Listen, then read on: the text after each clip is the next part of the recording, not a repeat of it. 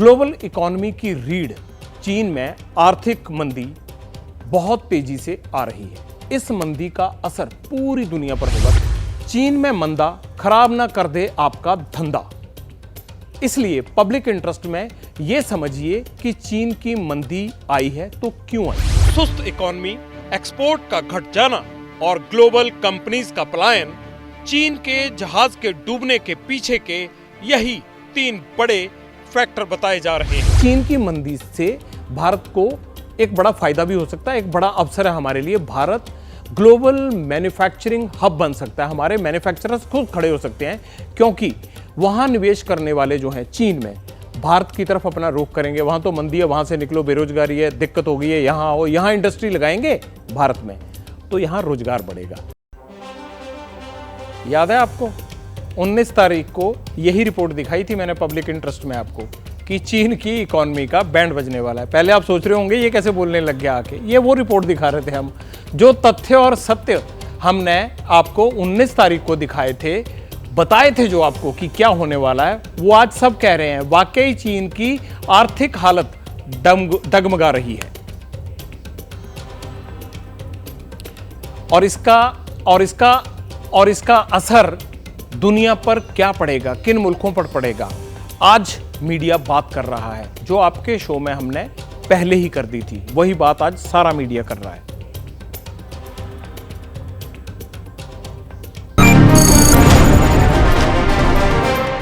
कौन से कैंप पे? दुनिया के बड़े बड़े अर्थशास्त्रियों का मानना है कि चीन में लोग सामान पर कम पैसा खर्च रहे हैं, जिससे मांग तेजी से घट रही है। कोरोना के बाद से कंज्यूमर प्राइस और प्रोड्यूस प्राइस जो है दोनों कम हो गया है। अर्थशास्त्र के हिसाब से ये माना जा रहा है कि ये मंदी के संकेत है, मंदी की तरफ इशारा कर रहे हैं। चीन 70 से ज्यादा देशों को बहुत बड़ी तादाद में सामान निर्यात करता है। चीन डूबा तो 70 देशों को भी डूबने से नहीं बचाया जा सकता।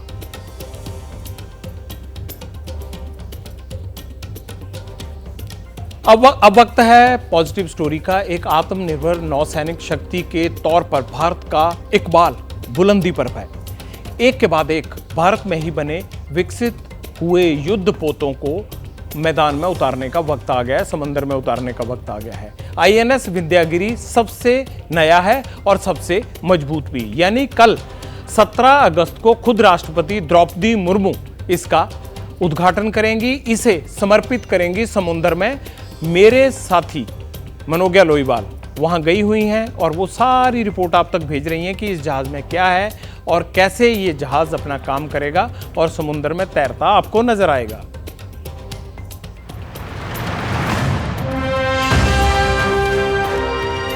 एक 150 मीटर लंबा, 37 मीटर ऊंचा, भारत की समुद्री सीमा का सबसे ताकतवर प्रहरी INS विंध्यागिरी। ये युद्धपोत रक्षा क्षेत्र से भारत की मजबूती की सबसे मजबूत मिसाल है। INS विंध्यागिरी स्वदेशी प्रोजेक्ट 17A फ्रिगेट का छठा युद्धपोत है। समुद्र की लहरों पर 28 नॉट्स यानी करीब 52 मीटर प्रति घंटे की रफ्तार से दौड़ सकता है। ये अपने साथ 6670 टन असलह और दूसरा सामान ले जा सकता है। विंध्यागिरी सिर्फ एक युद्धपोत नहीं है, बल्कि भारत की सामरिक शक्ति का शक्ति प्रदर्शन भी है। जबकि ये सब जानते हैं कि इस समय भारत लगातार आगे बढ़ रहा है और मेक इन इंडिया के तहत इसे भी और आगे बढ़ाया जा रहा है। लेकिन इसकी खासियत ये है कि ये यहाँ से निकली हुई मिसाइल सिर्फ सरफेस टू एयर नहीं, बल्कि सरफेस टू सब सरफेस भी जाती है, और यही इसे बाकी सब युद्धपोत से कई गुना ज्यादा बेहतर बनाता है। INS विंध्यागिरी अपनी क्लास का तीसरा वॉरशिप है। इसे कोलकाता की garden reach ship builders and engineers limited ने तैयार किया है। जहां तक वेपन सिस्टम की बात है तो INS Vindhyagiri Barak 8 missile launch करने में सक्षम है।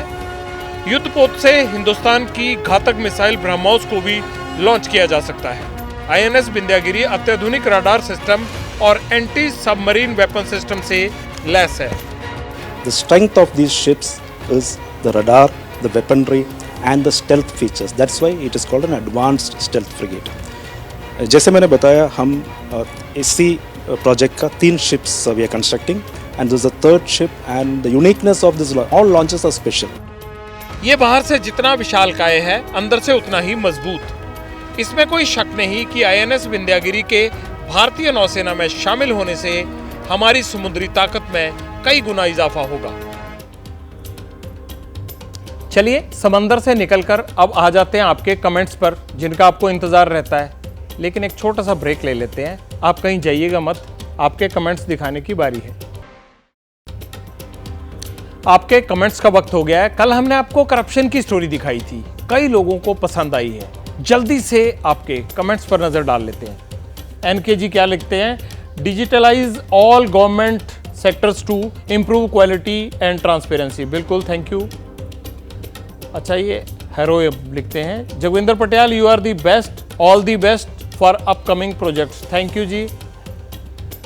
बाबूलाल जी क्या लिख रहे हैं? बिल्कुल बिना घूस दिए एक टीचर की ज्वाइनिंग नहीं होती। कल की स्टोरी पे कमेंट कर रहे हैं बाबूलाल जी, शायद कुछ असर सुधरेगा। बहुत सारे लोग भेजते रहते हैं, लेकिन हम सारे दिखा नहीं पाते हैं, टाइम जल्दी जल्दी से हो जाता है। आपका शुक्रिया। आज पब्लिक इंटरेस्ट में इतना ही। खबरों पर फीडबैक जरूर देना है, लेकिन वक्त ब्रेक का है। ब्रेक के बाद देखिएगा अखिलेश आनंद के साथ घंटी बजाओ। उधर एबीपी न्यूज के यूट्यूब प्लेटफॉर्म पर खबरों का सिलसिला जारी है। आज के लिए नमस्कार। कल रात 9 बजे आपके मुद्दों के साथ फिर हाजिर हो जाऊंगा।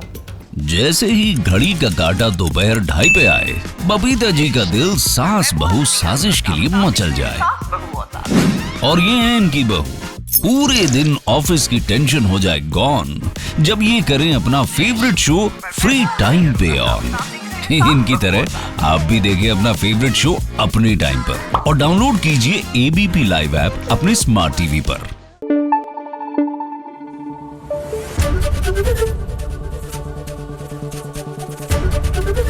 एबीपी न्यूज आपको रखे आगे।